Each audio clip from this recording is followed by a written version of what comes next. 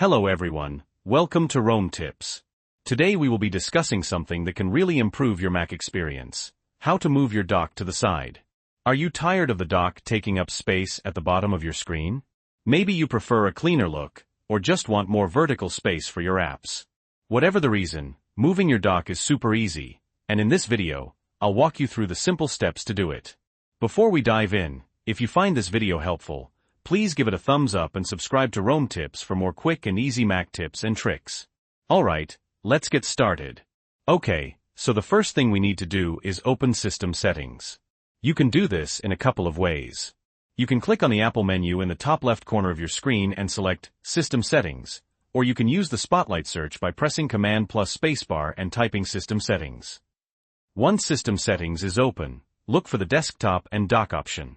It's usually pretty easy to find. It might have a picture of a desktop or the dock itself. Click on it. Now you'll see a bunch of settings related to your desktop and dock. We're looking for the Position on Screen option. It will probably currently say Bottom. Click the drop-down menu next to Position on Screen. You'll see three options: Left, Bottom, and Right. Simply choose either Left or Right, depending on where you want your dock to be. I'm going to choose Left for this example. And that's it. Your dock should now be on the side of your screen.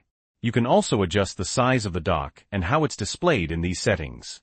For example, you can enable magnification, which makes icons larger when you hover over them. You can also adjust the size of the icons themselves. Experiment with these settings to find what works best for you. So that's how you move your dock to the side on your Mac. It's a small change, but it can make a big difference in your workflow and screen real estate. I hope you found this video helpful. If you did, please remember to like and subscribe for more Mac tips and tricks from Rome Tips. Thanks for watching, and I'll see you in the next video.